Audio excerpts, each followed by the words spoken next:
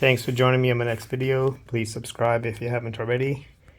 It helps me to make more videos. In this video, I'm going to be changing the blade on a Snow Joe electric snow thrower. That's the model number 32E.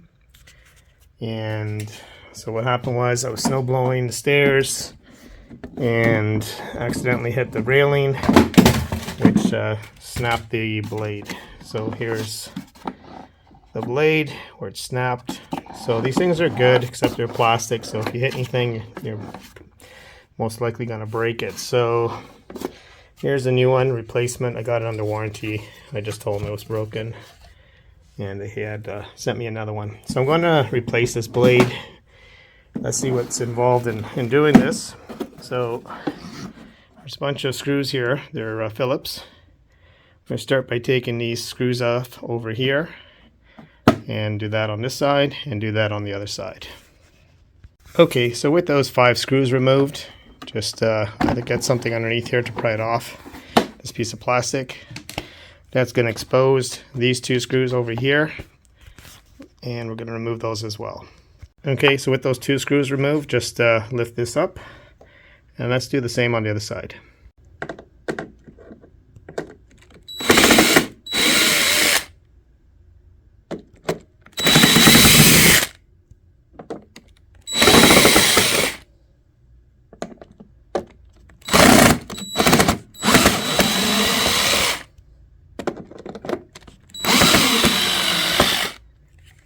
Okay, those 5 screws are off. Let's pry this open. And this is what it looks like on this side. This is where the belt is. So if you ever have to replace the belt because you break the belt, this is where it's located, which is on the left side of the unit. Okay, so next thing we're going to remove are the 4 screws here. Okay, with the screws removed, just be careful. There is a washer on top. In this case, it's glued on, or it's kind of stuck on, but there is a washer here. Just remove this cylindrical thing as well. There's no washer on this one because it was on a screw down here, as you can see. So get those 4 off. Make sure you don't lose the washers. Okay, so we're going to switch back to this side here. This is the right side of the snow thrower, and we're going to remove this bolt here, this nut, sorry. Okay, so to remove the nut here, I've got a wrench, a 17mm wrench on this side, and then I'm holding it on this side with an 18mm socket, and I was able to break the nut loose. So with the nut loose, I'm able to now basically unscrew this, which I'm going to continue doing. Okay, just going to finish removing the nut. That's out of the way. Now what I'm hoping is everything just kind of comes out now. So let's move this over. Most likely got to remove the belt so we can pull this whole unit out now that we've removed those 4 screws. Okay, so next thing we need to do is remove the belt. And I'm not going to bother taking this off. We should be able to remove the belt by just simply sticking a screwdriver underneath here and rotating the auger from the front. Let's do that. Okay, so this is what it looks like. I basically put the screwdriver underneath, lifted it, and I'm going to continue rotating the auger. It's kind of hard to do with one hand on the camera, but that's the idea. See? And the belt just comes off. So with the belt off now, you should be able to remove the drive shaft. Remove this plastic cover, sorry, this metal bracket here. Let's get underneath there and remove that. Okay. And with that out of the way, we should be able to basically, with 2 hands, one on this side and one on this side, kind of pry the plastic away so you can remove the auger. Okay, so with the old auger removed, I'm going to put the new one in. This is the orientation of the old one, the way it was in. Basically, this side here is facing forward as it is on this side as well. So same thing, what we want to do is get these get this end into the hole here, and the way to do that is basically same thing. Kind of grab this, pull it out towards you, do the same on this side, pull it outside, and that way you'll be able to slip the auger in. Okay, so the auger's back in. Flip it on its side. So let's get the bracket back in. Move the belt out of the way. Just simply put it over the 4 posts there. Push it down. Now get the drive shaft. Remember, you're going to have to line these 2 holes on this bracket underneath the drive shaft. I'll show you from the side. That's what I'm referring to. That hole and this hole here, where my thumb's pointing to.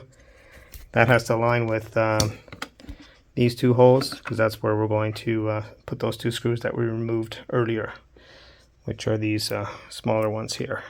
Okay, let's get that back on. So I'm just going to get the belt out of the way, put the drive shaft back in.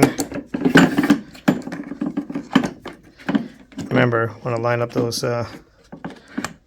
holes on the bracket here. There we go. I think it's lined up in there. If not, we can just use a screwdriver to line it up.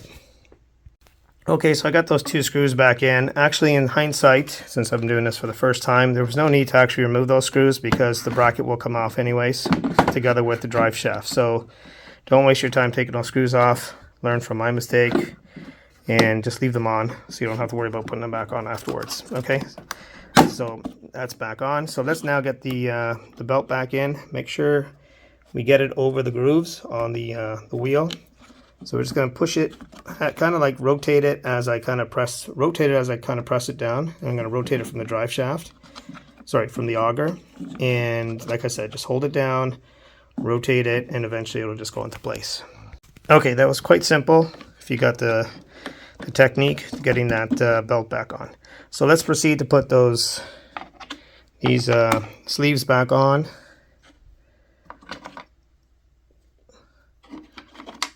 And after we put the sleeves, make sure you put the washer. This one already has the washer, so we're going to do that. We're going to put the screws back on.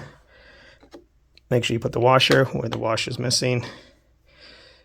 So put the screws back on and tighten them up. Don't have to tighten too much, it's just plastic.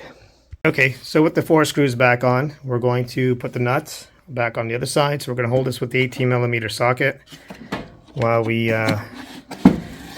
screw on the nut here. But before you put the nut back on, make sure you put the bearing. There's a bearing here that came off. So let's put that bearing back in.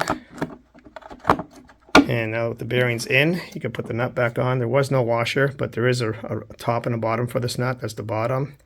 That's the top. So let's get that back on.